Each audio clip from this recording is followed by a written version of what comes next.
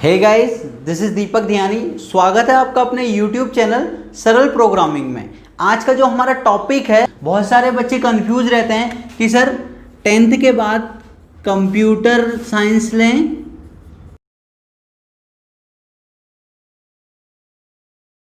या फिजिकल लें। ठीक है, तो सबसे पहले तो मैं आपको एलिजिबिलिटी बता देता हूं कि अगर आप कंप्यूटर साइंस लेते हैं तो आपके पास कौन सी स्ट्रीम होनी चाहिए, अगर आप आईपी लेते हैं तो आपके पास कौन सी स्ट्रीम होनी चाहिए। अगर आप कंप्यूटर साइंस लेना चाहते हैं 10th के बाद 11th में, ठीक, तो आपके पास पीसीएम होनी चाहिए, फिजिक्स केमिस्ट्री मैथ्स। तो इसके साथ आपके पास चॉइस है कि आप सीएस ले सकते हैं, ठीक, और 5वां सब्जेक्ट आपका इंग्लिश हो जाएगा। ठीक, अगर आपके पास कॉमर्स है तो आप यहाँ पर ऑप्शन में ले सकते हैं आईपी, क्योंकि साइंस वालों को ही यहाँ पर सीएस मिलती है, कॉमर्स वालों को आईपी मिलती है। अब कोई कोई स्कूल हैं कि वहाँ पर साइंस में भी आईपी चल रही है और कॉमर्स में भी आईपी चल रही है। जो जेन्युइन है आपका वो पीसीएम के साथ सीएस होती है।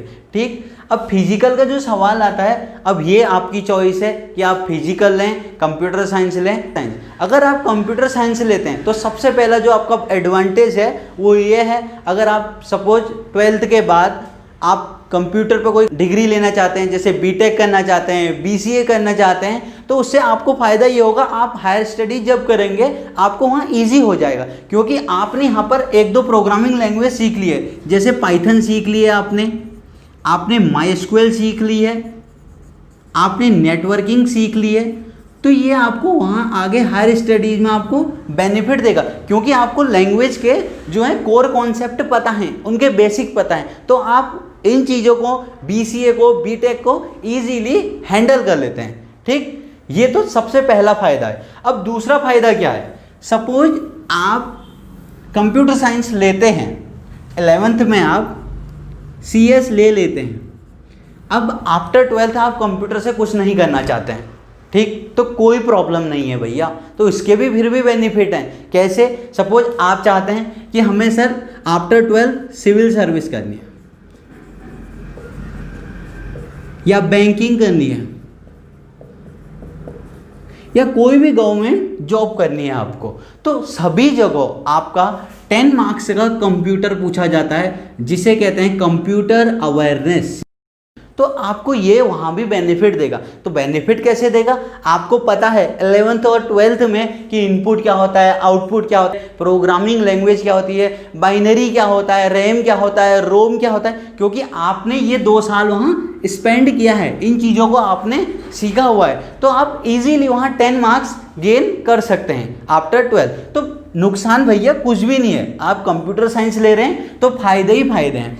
तीसरा फायदा क्या है, कुछ बच्चों के कहना है कि सर कंप्यूटर साइंस लेके नंबर कम आते हैं। ये तो बिल्कुल भी एक अपवाद है, ऐसा खाली बस कहने का मात्र है। कंप्यूटर में अच्छे मार्क्स आते हैं, बस ये आप लोगों का मानना है या एक अफवाह है कि कंप्यूटर साइंस में मार्क्स नहीं आते, तो ये ऐसा बिल्कुल गलत है।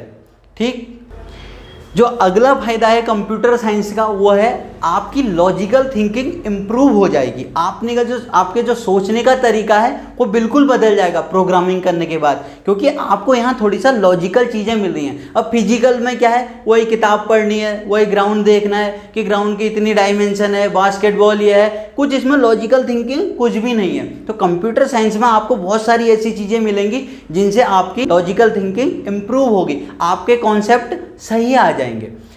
जैसे आप सीएस लेते हैं तो आपके पास एक करियर का एक बहुत अच्छा विकल्प आपको पहले से ही पता चल जाता है, ऑप्शन पहले से ही है कि भाई मुझे, क्योंकि आप 11th-12th में सीएस कर रहे हैं, 11th-12th में आप सीएस कर रहे हैं, तो आपको यहाँ इंटरेस्ट आ रहा है इस लाइन पे। ठीक, तो आप आगे जाके 12th पास करते ही आप डेफिनेटली बीसीए या बीटेक में एडमिशन लगे, तो अब आपको उस समय कोई कन्फ्यूजन नहीं रहेगा, मैं मैकेनिकल से बीटेक करूं, इलेक्ट्रिकल से करूं या कोई और भी ब्रांचेस से करूं। तो आपको वहाँ पर फोकस हो जाएंगे आप कि मुझे बीसीए करना है, बीटेक करना है, बिकॉज आपको इन 2 सालों में बहुत मज़ा आ गया है प्रोग्रामिंग में, आपके कॉन्सेप्ट अच्छे हो गए हैं, आप अब समझ गए हैं हाँ मैं प्रोग्रामिंग कर सकता हूँ, हाँ मैं कोडिंग वाले एरिया पर जा सकता हूँ, यहाँ पर काम करके मैं सही कर सकता हूँ। तो आपको ये भी पता चल जाएगा कि मैं CS के लिए बना हूँ या नहीं बना हूँ। आपको पता चल जाएगा कि मैं इस फील्ड पे काम कर सकता हूँ या नहीं कर सकता हूँ। मुझे तो लगता है कि CS के पूरे फायदे ही फायदे। अगर आप नहीं भी करते हैं तो आपको लास्ट में, सपोज आप इलेक्ट्रिकल से आपने बीटेक कर ली या मैकेनिकल से आपने बीटेक कर ली, अब कंप्यूटर साइंस का जो स्टूडेंट है उसके बेसिक क्या अच्छे हैं, जैसे वर्ड, एक्सेल, पावर पॉइंट, उसकी टाइपिंग स्पीड भी अच्छी होती है। तो अगर आप इसके भी इलेक्ट्रिकल इंजीनियर हैं, मैकेनिकल इंजीनियर हैं, फिर भी तो आपको सिस्टम में काम करना है, अपनी रिपोर्ट जनरेट करनी है, एक्सेल में शीट बनानी है, वर्ड में लेटर लिखना है, तो ये बहुत सारी चीज़ें करनी होती है। तो कंप्यूटर के जो स्टूडेंट हैं उनको ये बेसिक नॉलेज ऑटोमेटिक आ जाता है, बिकॉज उनका जो काम है वो रोज सिस्टम पे ही करते रहते हैं, तो वो इजीली सिस्टम हैंडल कर लेते हैं। तो आपको इसके बाद ये नहीं होगा 12th के बाद भाई हमें अब बेसिक सीखने जाना है, ठीक, तो आप बेसिक सीखने नहीं जाएंगे, क्योंकि आपको बेसिक नॉलेज सारा है। आपको नेटवर्किंग पता है, आपको रैम पता है, रोम पता है, इनपुट पता है, आउटपुट पता है। कितने बच्चे इन चीज़ों पे ही कंफ्यूज रहते हैं। और आज तो भाई कंप्यूटराइज पूरा ज़माना हो गया, सारी दुनिया ही बदल गई है, सारी चीज़ें कंप्यूटर पे ही आ रही हैं। तो हमें अभी कंप्यूटर सीखना